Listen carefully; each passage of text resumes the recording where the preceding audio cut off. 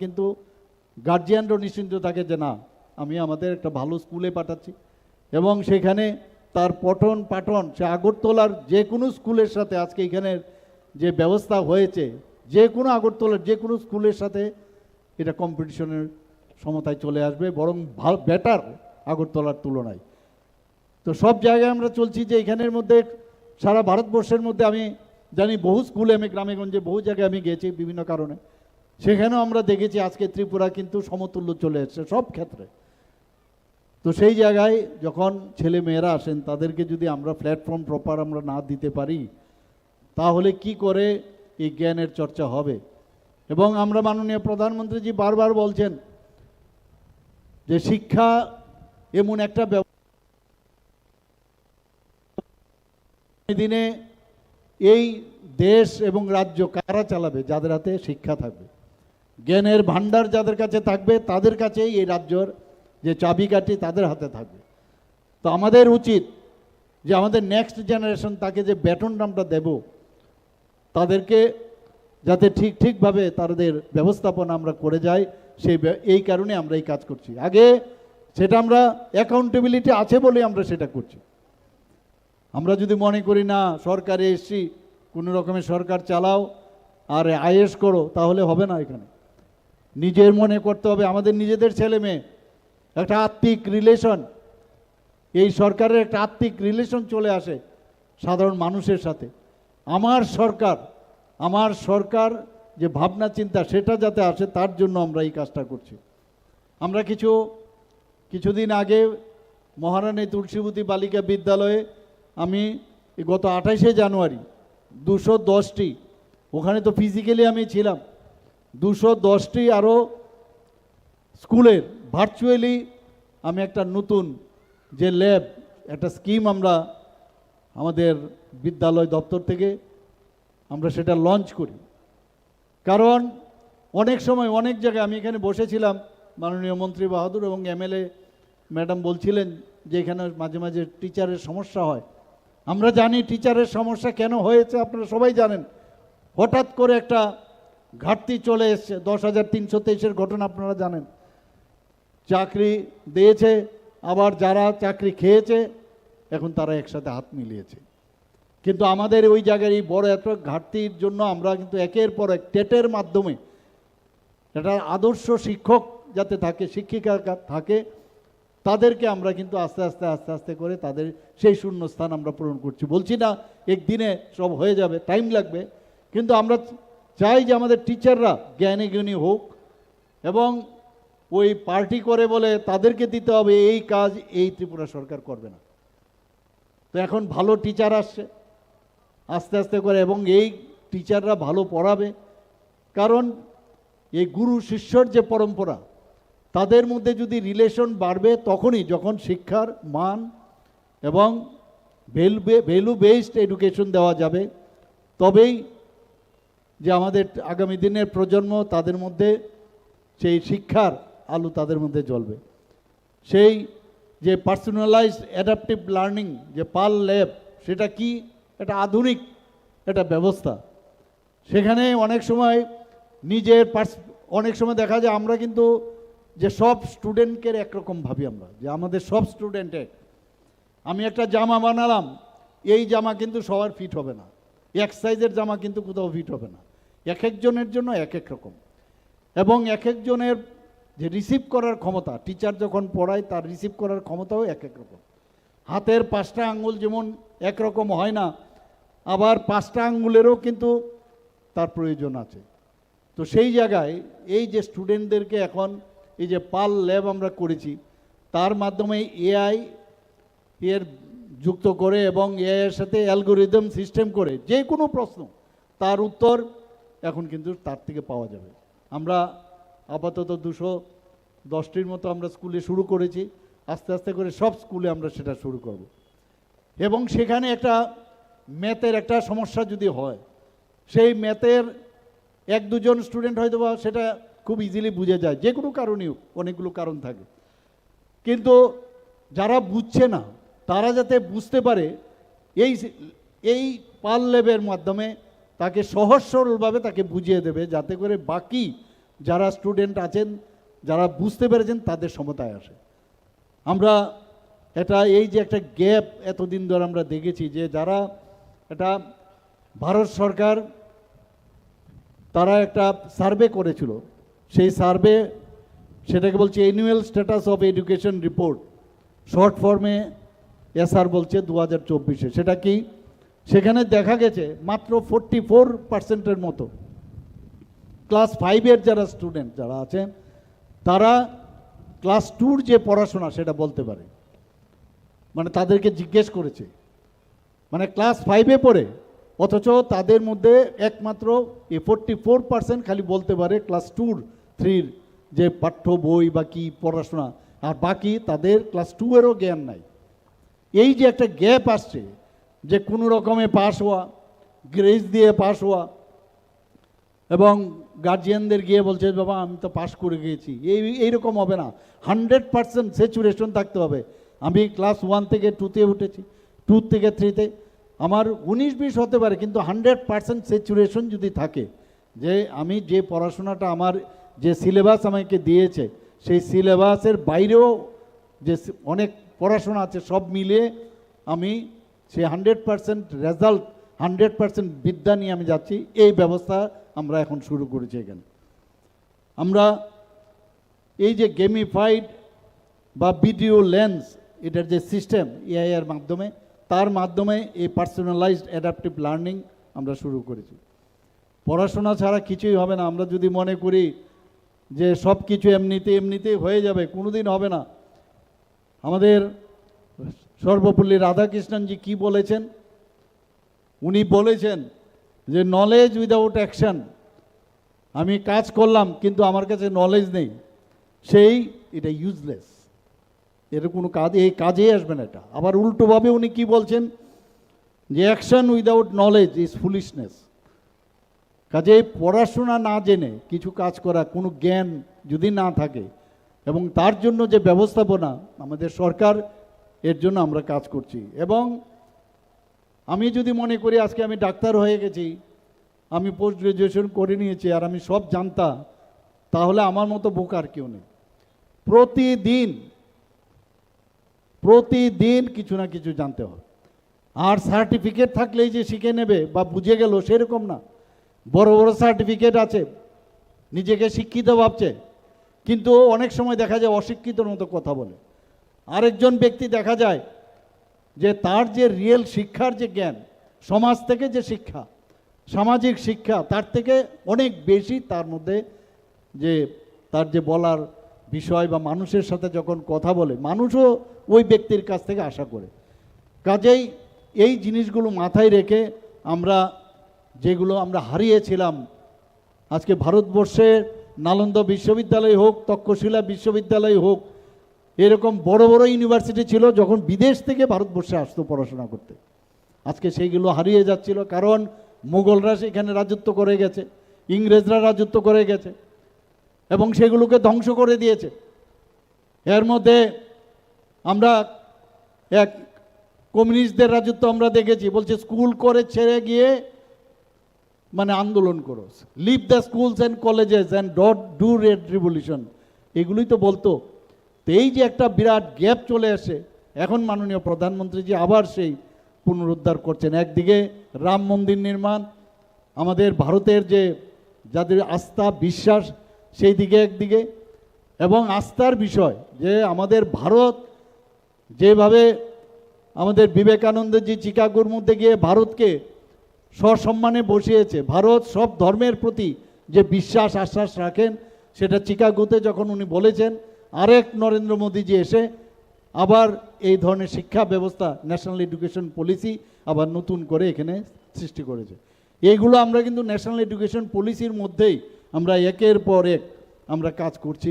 আমি সব জায়গায় এই কথাটা বলি যে ভিতর থেকে যতক্ষণ ধরে ভিতরের জ্ঞান যতক্ষণ ধরে পরিপক্ক না হবে, তার পূর্ণতা না আসবে, ততক্ষণ ধরে কিন্তু you are not a full phased person. আমাদের তখনই, আমি এখানে যারা শিক্ষক শিক্ষিকারা আছেন, আমি একটা কথা বলবো, আমি নিজেও টিচার ছিলাম মেডিকেল কলেজের। সেখানে আমি যদি ভাবি যে আমি সব জানি আর স্টুডেন্টরা কিছু জানে না, তাহলে ভুল হবে।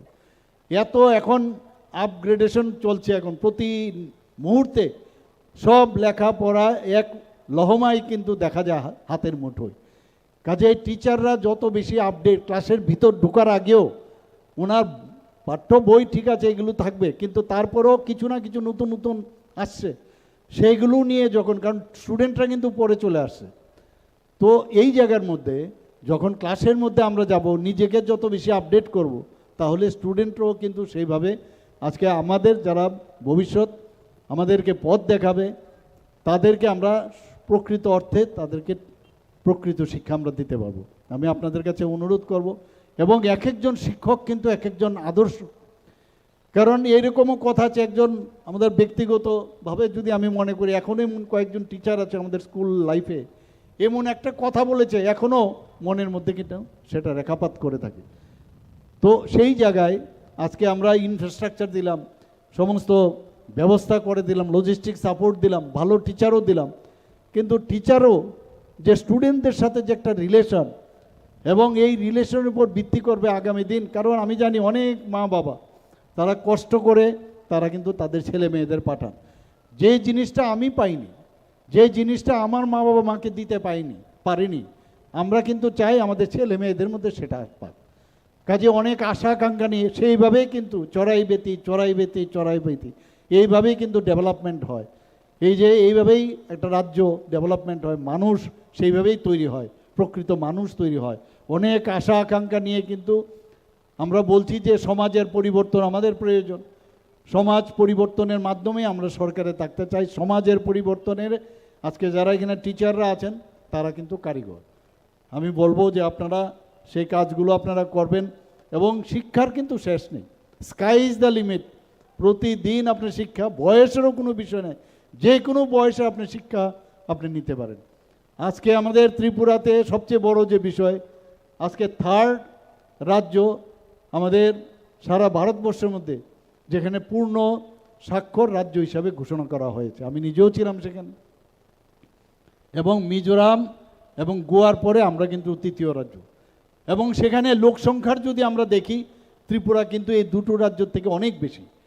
অর্থাৎ এই যে এখানে সাক্ষরতা মানে খালি স্বাক্ষর করে না, অনেকগুলো ইউনেস্কো থেকে অনেকগুলো গাইডলাইন্স দেওয়া আছে, সেই গাইডলাইন্সের উপর ভিত্তি করে সেটা কিন্তু যে 95% অর্থাৎ আমরা 95.6% পেয়েছি, যে কারণে আমাদেরকে দেওয়া হয়েছে।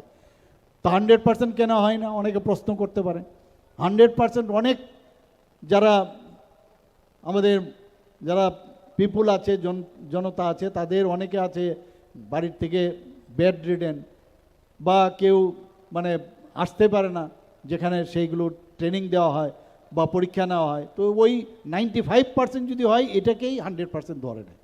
তো সেই জায়গায় আজকে ত্রিপুরা এই জায়গায় আমরা চলে এসেছি বন্ধুগণ।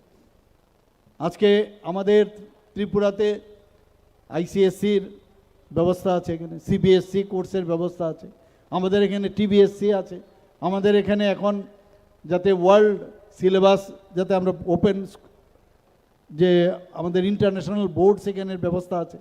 আমাদের এখানে আগে ওপেন ইউনিভার্সিটি ছিল না, আমরা মাতাবাড়ি ওপেন ইউনিভার্সিটি খুলেছি, ওপেন স্কুল এখন খুলতে যাচ্ছি। অর্থাৎ বিভিন্ন যে কারিকুলাম আছে বিভিন্ন বোর্ডের, আজকে সেইগুলোর ব্যবস্থা ত্রিপুরাতে আমরা করেছি। কারণ অনেকে আছে পড়াশোনা করতে চায়, কিন্তু বিভিন্ন কাজে ব্যস্ত থাকায় তারা কিন্তু পড়াশোনা করতে পারে না। তো ওপেন ইউনিভার্সিটি বা ওপেন বোর্ড থাকাতে তারা কিন্তু সেখানে পড়াশোনাটা করতে পারে। তো এক এক জায়গার মধ্যে আজকে ন্যাশনাল এডুকেশন পলিসিতে আমাদের যে ব্যবস্থা হয়েছে, একের পর এক মাননীয় প্রধানমন্ত্রীজি বলছেন যে খালি পাঠ্য বই পড়লাম আর আমি খালি জ্ঞান অর্জন করলাম, সেটা ঠিক নয়। আমার মনে আছে অনেকে আছে পাড়াতে, এটা পাড়াতেই ধরুন, যে যখন কোনো সমস্যা হয় হেঁটে কিন্তু বাড়িতে চলে যায়, পাড়ার সাথে কোনো যোগাযোগ নেই। অর্থাৎ সামাজিক কাজে সে কোনো জায়গার মধ্যে যাবে না। তো এই যদি অবস্থা হয়, সে শুধু তার কেরিয়ার নিয়ে যদি চিন্তা করে, কোনোদিন সমাজ পরিবর্তন হবে না। তার কাছে মানে সমাজের ব্যবস্থা পরিবর্তন করতে হবে, এবং জাতি গঠনের যে হাতিয়ার, এই জ্ঞানের মাধ্যমে আসতে হবে। এবং একটা যে প্রাচীন যে ঐতিহ্য আমাদের ভারতবর্ষের, জ্ঞান চর্চার যে উত্তরাধিকার, এবং তার সাথে আধুনিক যে বিজ্ঞান, সেটাকে যুক্ত করে আমাদের এই ন্যাশনাল এডুকেশন পলিসি 2020 মাননীয় প্রধানমন্ত্রীজি করছে। তার মধ্যে ইনোভেশন আছে, সেখানে গবেষণার ব্যবস্থা রয়েছে। আর আমাদের যে শিকড়, যেটা ভারতের যে সংস্কৃতি, আমাদের পরম্পরা, জ্ঞান চর্চা, সেইগুলোর শিকড়ে কিন্তু মাথায় রেখে এই যে আজকে একটু আগে আমার মাননীয় মন্ত্রী বাহাদুর বললেন যে আমাদের যে একলব্য মডেল রেসিডেন্সিয়াল স্কুল আমাদের ত্রিপুরাতে 21টা হয়েছে, 2018 আগে মাত্র 4টে ছিল, অলরেডি 12টা শুরু হয়ে গেছে। আমি নিজেও কয়েকটা জায়গায় ইনোগ্রেশন করেছি, আরও 6টা এর মধ্যে মার্চের মধ্যে কমপ্লিট হবে, বাকিগুলো হবে।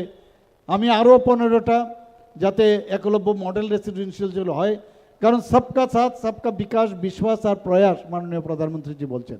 জনজাতিদের এতদিন ধরে তাদের যাতে পড়াশোনায় জ্ঞান বৃদ্ধি না হয়, এই ব্যবস্থা এতদিন ধরে করে এসছে। আমাদের সরকার আসার পর এই যে বললাম যে নাড়াটা দেওয়া হয়েছে, সেইভাবে সবার উন্নয়ন দরকার। এবং এইবার গিয়ে আমি আরও 15টা যাতে আরও বেশি করে আসে, প্রতিটা ব্লকে বলছে, কিন্তু যেহেতু ক্রাইটেরিয়া আছে, সেই ক্রাইটেরিয়ার মধ্যে আছে 20,000 মিনিমাম এক একটা ব্লকের মধ্যে জনজাতি থাকতে হবে, প্লাস 50% জনজাতি পপুলেশন 50% থাকতে হবে। কিছু রিল্যাক্সেশনের মাধ্যমে আমি বলে এসেছি সেখানে, সেটা আশা করি আগামী দিন আমার যে আবেদন আমি করেছি সেটা হবে। আজকে আমাদের এখানে কতগুলো যে ন্যাশনাল এডুকেশন পলিসির যে বিষয় আছে, আমরা এমন সব জিনিস ইনোভেশনের মাধ্যমে আমরা করছি। নিপুণ ত্রিপুরা আমরা নতুন একটা মানে কার্যক্রম আমরা রেখেছি, স্টুডেন্টরা যাতে প্রপার পড়াশোনা করতে পারে। সেটা কারা কীভাবে, যারা স্কুলে প্রথম যারা ক্লাস 1, 2, 3-তে পড়ে, তাদের এই যে 3 বছর থেকে 7 বছরের অনেকে রিডিংও পড়তে পারে না, তাকে রিডিং পড়ার ব্যবস্থা করা এই নিপুণ ত্রিপুরার মাধ্যমে আমরা রিডিং পড়া এবং মৌলিক যে ম্যাথ, সেই ম্যাথ যে বিষয় যে বিদ্যা, সেটা শেখানোর জন্য আমরা নিপুণ ত্রিপুরা এবং অঙ্ক যাতে করতে পারে প্রপার ছোট ছোট বিষয়, সেগুলো যাতে 100% করতে পারে সেই ব্যবস্থা আমরা করেছি। এবং আমরা এটা 2022 সালের 18 নভেম্বর আমরা সেটা শুরু করি। একটা আমরা বিদ্যাসেতু মডিউল, সেটাও একটা স্কিম আমরা নিয়েছি। সেটা কি, কারণ ক্লাস 1-এ যখন বিদ্যালয়ে প্রাইমারি সেকশনে যখন যায় একটা স্টুডেন্ট, সে কিন্তু একটা ভয় আতঙ্কে থাকে। আপনারা যারা বয়স যারা আছেন তারা কিন্তু নিজেরা ওই স্থানে আপনারা নিয়ে যান, যে স্কুলে যখন আপনারা যেতেন তখন ক্লাসের যে এনভায়রনমেন্ট সেটা কীরকম হবে আপনারা নিজেরাও বুঝতে পারেন না। তো এই বিদ্যাসেতু মডিউল আমরা করেছি 7 থেকে 9 সপ্তাহে। সেখানে অ্যাক্লামেটাইজেশন হওয়া, বিভিন্ন যে অর্থনৈতিক স্ট্যাটাস আছে, কেউ একজন মানে মিডল ক্লাস ফ্যামিলির থেকে আসে, কেউ ধনাঢ্য ফ্যামিলির থেকে আসে, কেউ গরিব ঘরের আসতে পারে, কেউ অঙ্গনওয়াড়ির থেকে আসতে পারে।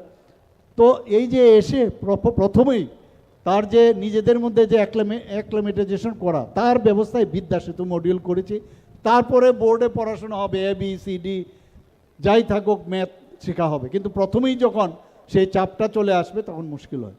আমরা দেখেছি মাননীয় প্রধানমন্ত্রীজি ক্লাস 10 এবং 12 ক্লাস পরীক্ষার সময় উনি কি করছেন, কারণ প্রেশারে যদি থাকি তাহলে কিন্তু অনেক সময় আমার ভিতরের যে পটেনশিয়াল আছে সেটা কিন্তু বেরোয় না। তো তাই এই যে পরীক্ষা পে চর্চা উনি প্রতি কয়েক বছর ধরে আমরা দেখছি করছে।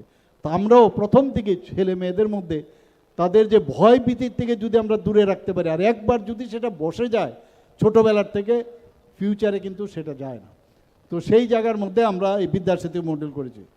মিশন মুকুল আরেকটা আমরা কার্যক্রম আমরা নিয়েছি, সেখানে অঙ্গনবাড়িতে যারা টিচাররা আছেন তাদেরকে ট্রেনিং দেওয়া হচ্ছে, এবং ট্রেনিংয়ের সাথে সাথে তাদেরকে প্রাইমারি যে স্কুলে যখন স্টুডেন্টরা আসবে মাঝে মাঝে তাদেরকে নিয়ে আসা, মিশন মুকুল। এবং এই যে কার্যক্রমগুলো আমরা একটার পর একটা নিচ্ছি, দিল্লির থেকে যখন পর্ষদ কমিটি যখন এখানে আসেন, এসে আমাদের এই কাজগুলো দেখে প্রশংসা পর্যন্ত করে গেছেন। NCERTর এরা অনেকবার এখানে এসেছেন, এসে বলছে মানে সাংঘাতিকভাবে বহুশী প্রশংসা আমাদের যে ডিপার্টমেন্ট আছে স্কুল এডুকেশন ডিপার্টমেন্ট তাদেরকে করে গেছেন। আপনারা আরেকটা হচ্ছে নিপুণ কর্নার। এই ন্যাশনাল এডুকেশন পলিসির মধ্যে জাদুই পিঠের একটা জায়গা, একটা মানে ব্যবস্থা আছে, সেটাকে মাথায় রেখে আমরা নিপুণ কর্নার করেছি। আমাদের টিচারদেরকেও ট্রেনিং দেওয়া হয়েছে। খুব এই যে কাগজ, আমরা যে কাগজগুলো আমরা ফেলে দিই বা মলাট, সেইগুলোর মাধ্যমে বা বাঁশ কেটে এরকমভাবে জিনিস আমরা তৈরি করি, তার মাধ্যমে শিক্ষাদান করা যায়, শিক্ষা ব্যবস্থা করা যায়। সেই আমরা যে নিপুণ কর্নার ক্লাসের ভিতরে প্রতিটা ক্লাসের মধ্যে রাখা এবং তাদেরকে যে ট্রেনিং দেওয়া, সেই ব্যবস্থা আমরা সেখানে করেছি। এবং তার জন্য আমরা যে বহু টিচার, প্রায় অ্যাবাউট মানে 2000-এর উপরে আমরা টিচারদের সেই ট্রেনিং আমরা দিয়েছি। এখানে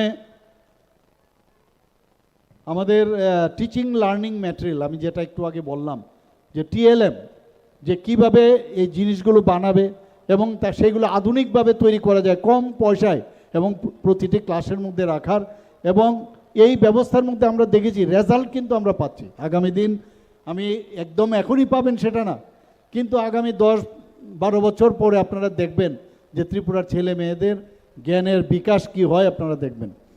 আরেকটা কার্যক্রম আমরা নিয়েছি, খালি পড়াশোনা করালেই হবে না, সহর্ষ কার্যক্রম আমরা নিয়েছি। সহর্ষ মানে আনন্দের মাধ্যমে পড়াশোনা।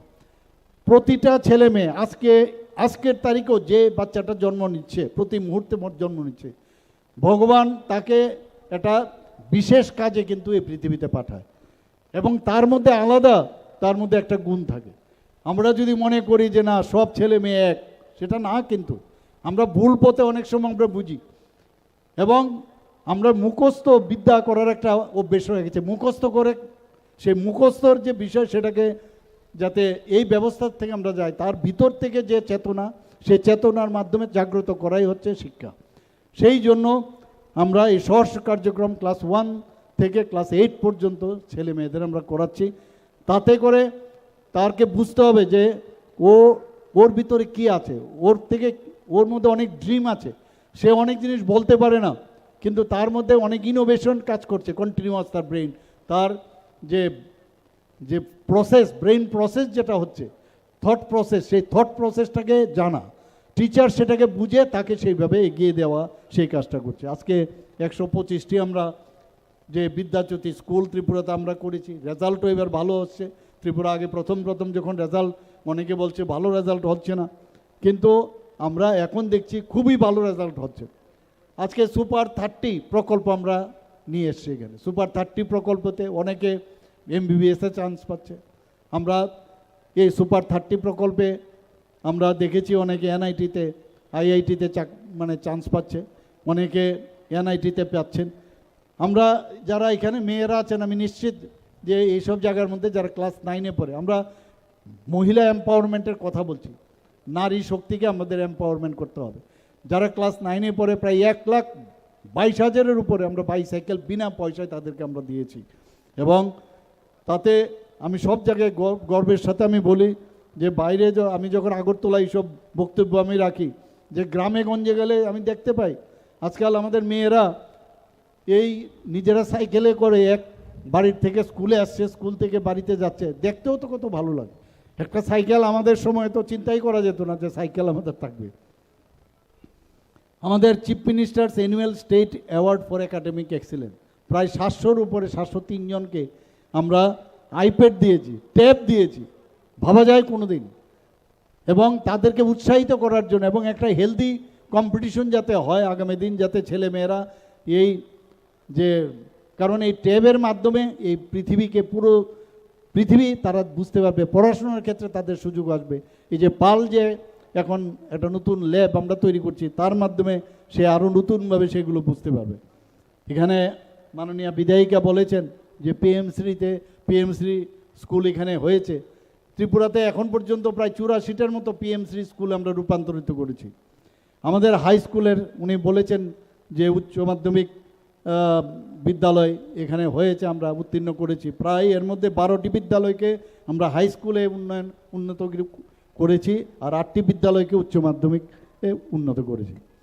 এখানে আজকে ICT প্রকল্পে 1384টি বিদ্যালয়ে চালু হয়েছে, 435টিতে, যেটা মাননীয় প্রধানমন্ত্রীজি খুব জোর দিচ্ছেন, খালি পড়ে গেলাম কিন্তু কোনো সময় স্কিল ডেভেলপমেন্টের উপরে যদি জোর দিয়ে নেওয়া যায় বৃত্তিমূলক, সেখানে আমরা প্রায় 435টি বৃত্তিমূলক শিক্ষা প্রতিষ্ঠানে আমরা কাজ স্কুলে আমরা শুরু করেছি।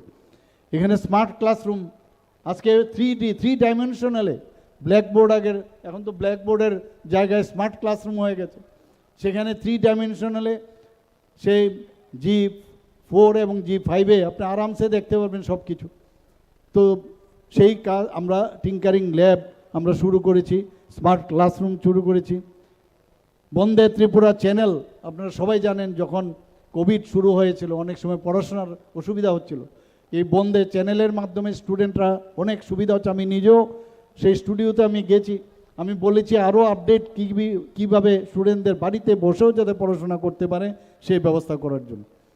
যারা বিজ্ঞান ব্যবস্থার মধ্যে মানুষে যাতে আরও, যেখানে সায়েন্সের দিকে যত বেশি আসবে তত বেশি কিন্তু আমাদের ইনোভেশনের দিকে অনেকটা সামনের দিকে আমাদের রাজ্য যাবে। যে কারণে আমরা Tripura science talent search examination এবং ম্যাথ ট্যালেন্ট সার্চ এক্সামিনেশন আমরা চালু করেছি। অনলি ফর ক্লাস 9-তে যারা পড়ে তাদের জন্য আমরা শুরু করেছি। সেখানে আমাদের আজকে সিবিএসসি এবং টিবিএসসির কথা যদি বলি, বিদ্যাজ্যোতি স্কুল থেকে আপনারা সবাই জানেন যে সিবিএসসি পাস করে, টিবিএসসি থেকে যারা পাস করেছে প্রায় 140 জনকে এই মুখ্যমন্ত্রী কন্যা আত্মনির্ভর যোজনায় আমরা তাদেরকে বিনামূল্যে স্কুটি প্রদান করেছি। ভাবুন একবার, এই মেয়েগুলোর যখন সে স্কুটি নিয়ে যাবে, শুধু তাই নয়, তাদের লাইসেন্স থেকে শুরু করে, ড্রাইভিং লাইসেন্স থেকে শুরু করে বিনা পয়সায় তাদেরকে দেওয়া হয়েছে। আমি যখন প্রথম মুখ্যমন্ত্রী হই, এই যে গ্রস এনরোলমেন্ট রোল GER সেটা কিন্তু অনেকটা কম ছিল। বিভিন্ন যে 28টা আমাদের যে জেনারেল ডিগ্রি কলেজ আছে সেখানে তাদের সমস্ত ফি আমি মুকুব করে দিয়েছি, এবং তাতে করে এই যে GER এনরোলমেন্ট রোল সেটা কিন্তু অনেকটা বেড়েছে। এবং দিব্যাঙ্গজন যারা আছে, যারা চোখে দেখে না বা কম দেখে, তাদের জন্য চিফ মিনিস্টার স্পেশাল স্কলারশিপ চালু করা হয়েছে।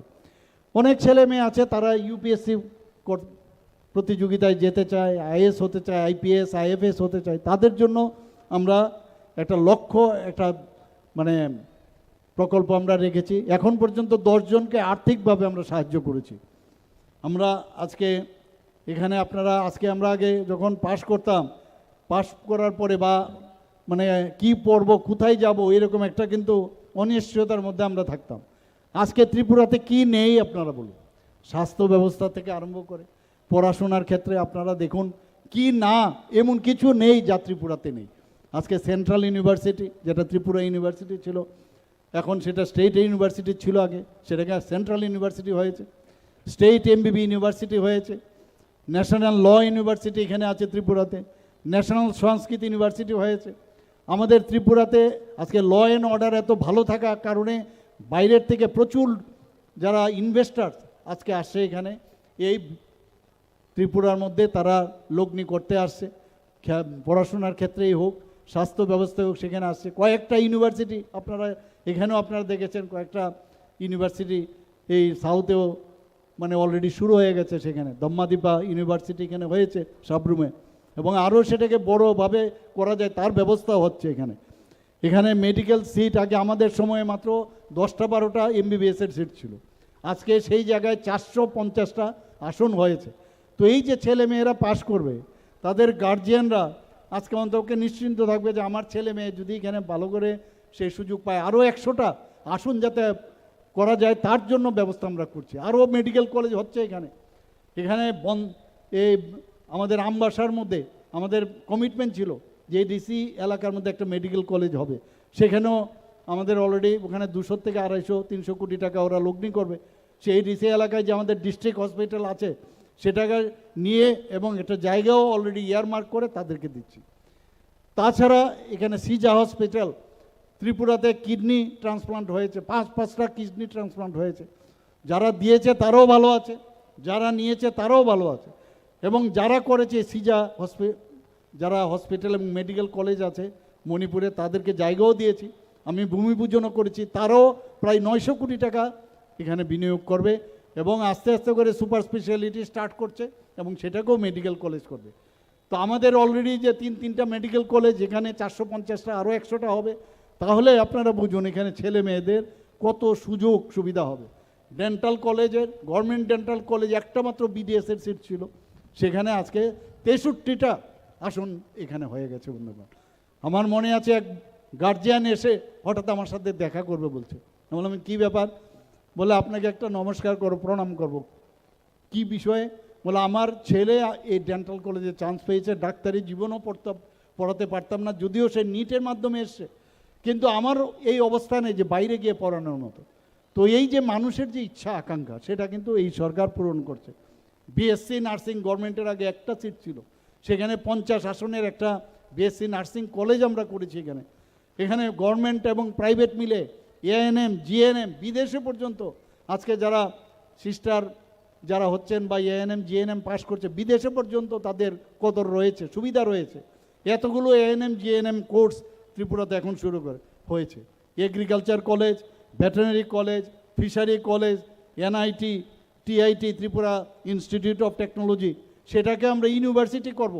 অলরেডি বিধানসভা আমাদের ক্যাবিনেটে পাশ হয়ে গেছে সেটা। আমরা চাই যে তার মধ্যে অলরেডি ড্রোন সেন্টার, সেখানে তার যে এক্সপেরিমেন্ট করার জন্য সেখানে রিসার্চ করার ব্যবস্থা শুরু হয়েছে। আমাদের উইমেন্স কলেজ যেটা ছিল এতদিন, সেটাকে উইমেন্স ইউনিভার্সিটি করার জন্য ক্যাবিনেটে আমরা পাশ করেছি বন্ধুগণ। আমাদের এখানে স্টেট ল কলেজ আছে, ন্যাশনাল ল ইউনিভার্সিটি তো আছেই, প্লাস স্টেট ল কলেজ আছে, প্রায় ন্যাশনাল ফরেন্সিক ইউনিভার্সিটি ত্রিপুরাতে হয়েছে। কি নেই, একের পর এক ইউনিভার্সিটি হচ্ছে এখানে। আইটি যাতে ডেভেলপমেন্ট হয়, গত 2 দিন আগে আমি এখানে আইটি সেক্টর থেকে অলরেডি নর্থ ইস্টার্ন জোনের সর্ববৃহৎ যে এখানে ভারত এয়ারটেল, তারা এখানে ডাটা সেন্টার এখানে খুলতে যাচ্ছে। তাদেরকে দেখে আরও অনেক ডাটা সেন্টারের মানে অন্যান্য কোম্পানি তারাও এখানে আসছে। তো 5G এখানের যে আমাদের সারা ভারতবর্ষের মধ্যে মুম্বাই এবং চেন্নাইয়ের পরে ত্রিপুরাতে কিন্তু আমাদের মানে এই যে ইন্টারনেটের সবচেয়ে ভালো ব্যবস্থা এখানে। কাজে এইগুলো নিয়ে ত্রিপুরা আগামী দিন একটা যে নীতি আয়োগ কি বলছে যে ফ্রন্ট রানার স্টেট হিসাবে ডিক্লেয়ার করেছে। তো ত্রিপুরা আগামী দিন একটা নতুন ত্রিপুরা হতে যাচ্ছে। আমি বারবার সব জায়গায় বলি, মাননীয় প্রধানমন্ত্রীজি যখন এবার অপারেশন সিন্দুরের পর উনি কি বলেছেন যে new India, we don't need any preacher, আমাদের পরামর্শ দিতে আসবে না, উই নিড পার্টনার। কাজে সেই জায়গায় আমরাও বলছি, এখন আমিও নিজে বলছি যে আমরা নতুন ত্রিপুরা আমরা তৈরি করতে চাই। বিকশিত ভারত 2047-এ যে টার্গেট মাননীয় প্রধানমন্ত্রীজি দিয়েছেন, বিকশিত ত্রিপুরাও আমরা অলরেডি তৈরি করেছি। আমরা 5th স্টেট, যে 2047-এ আমাদের স্টেট কি হবে সেই দিকেও কিন্তু আমরা ত্রিপুরা একমাত্র বেস্ট রাজ্য যারা এই বিকশিত ত্রিপুরাতে আমরা কি করতে যাচ্ছি। এই যে 30 ট্রিলিয়ন প্লাস যে মার্কিন ডলারের যে টার্গেট রাখা হয়েছে, ত্রিপুরার বিশেষ একটা জায়গা সেখানে যাচ্ছে। সবাইকে আজকে এখানে আপনারা উপস্থিত থাকার জন্য, এবং এইরকম একটা সুন্দর স্কুল এখানে দুটো এখানে উদ্বোধন হলো। তো সেই উপলক্ষে বিশেষ করে আমাদের ছেলে মেয়েদের আমি বলবো যে যা পারো তোমাদের টিচার্স থেকে একদম যা জ্ঞানের যা দরকার একদম নিংড়িয়ে নাও, এবং বাড়িতে গিয়ে বলবে yes I know the subject, I know the topics, এবং I can tell, I can write, I can give, I can deliver the next generation. সবাইকে অসংখ্য ধন্যবাদ, নমস্কার, জয় হিন্দ, ভারত মাতা কি জয়। অসংখ্য ধন্যবাদ জানাচ্ছি রাজ্যের মাননীয়